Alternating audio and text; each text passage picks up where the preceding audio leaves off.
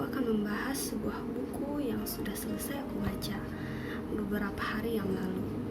Itu ini dia, buku yang ditulis oleh Gideon Scott, You Are the Apple of My Eye, dan diterbitkan oleh penerbit Haru. Garis besar dari buku ini diambil dari kisah nyata penulis sendiri, di mana ia adalah salah satu siswa pembuat onar yang mulai mengenal tentang cinta. Dalam buku ini kita akan dibawa mengikuti jalan pikiran si penulis yang digambarkan begitu absurd. Tidak perlu buang-buang waktu, langsung saja kita bahas. Let's go. Yuk kita bahas. Buku ini dimulai ketika seorang siswa bernama Ke Jingteng disuruh duduk di pojok sudut kelas paling belakang karena dia selalu suka membuat keributan seperti bercanda dengan teman-temannya atau bahkan berkelahi di jam pelajaran. Sekarang ia duduk bertemankan dinding. Karena merasa bosan, Ke Jingteng suka sekali membuat grafiti di dinding. Selain itu, ia juga punya kemampuan baru, yaitu berbicara dengan dinding. Ya, dengan dinding.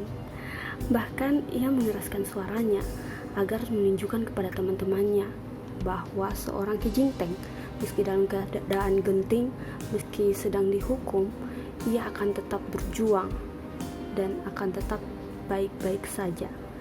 Di kelasnya muncul sebuah peraturan yang dibuat oleh guru lain atau bisa disebut guru wali kelas mereka, yang bertujuan untuk bisa mendapatkan penghargaan kelas terbaik. Peraturan itu mengharuskan mereka setiap hari Senin diminta untuk menulis 3 nama murid yang suka membuat keributan di dalam kelas. Dan nyatanya Ke Jingteng menjadi posisi pertama dalam pemungutan suara. Ia masuk ke dalam daftar hitam tersebut karena kebiasaannya yang suka berbicara dengan dinding.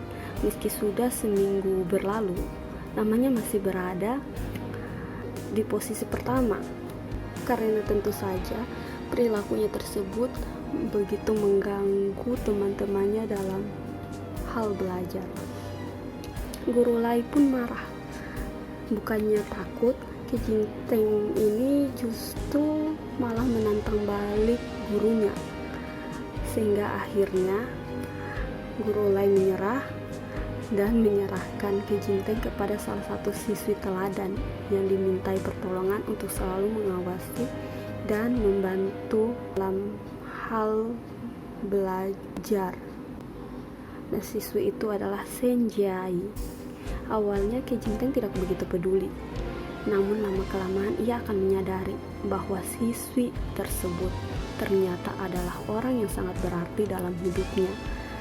Dalam buku ini kita akan mengikuti perjuangan seorang Ke Jingteng, dan juga kita akan melihat bagaimana kekuatan cinta mampu merubah kebiasaan seseorang, menjadikan itu sebagai motivasi dan dorongan hingga mampu merubah Ke Jingteng menjadi sosok yang lebih baik.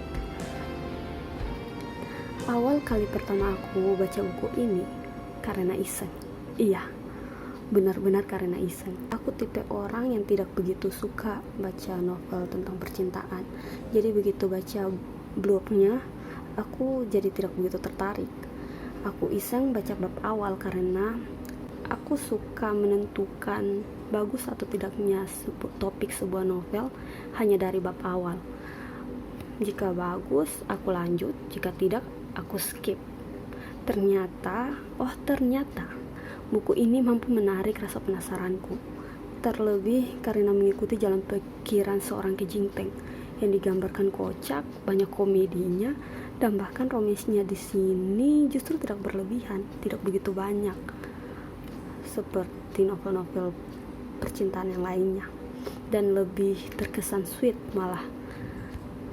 Meski akhir kisah yang menurutku kurang memuaskan, tapi terbayarkan dengan setiap halaman yang sama sekali tidak membosankan karena ya unsur-unsur komedinya cukup tepat ada di dalam novel ini.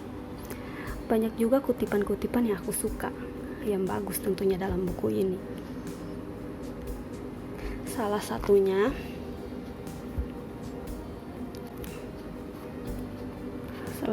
adalah ini. Yang disebut hebat adalah biarkan dunia ini bisa berubah sedikit demi sedikit karena ada aku, ujarku tanpa melihat bintang. Aku tidak perlu hal itu. Aku mengucapkan kalimat itu sambil menatap mata senjai, karena duniaku tak lain adalah hatimu. Dan juga buku ini ternyata sudah difilmkan pada tahun 2011. Setelah aku nonton, aku lebih suka bukunya sih dibandingkan film, karena semua yang tidak ada di dalam film justru diceritakan lebih detail lewat bukunya. Bagaimana perjuangan Ke Jing Teng lebih terasa ketika mengikuti sudut pandangnya di buku ini. Dan ternyata filmnya itu diterbitkan lebih awal. Dan di bagian film tersebut juga di beberapa adegan yang tidak dijelaskan di dalam buku. Dan ternyata itu sudah diminta oleh teman-temannya agar beberapa adegan yang tidak pantas tidak perlu ditulis di dalam bukunya ini. Novel ini aku rekomendasikan untuk kawan buku yang ingin membaca novel yang sederhana, bagi yang menyukai kisah percintaan semasa sekolah, atau kalian yang suka dengan komedi romance, wajib sekali baca buku ini. Sekian review buku You Are the Apple of My Eye. Jangan lupa subscribe, like, comment, share.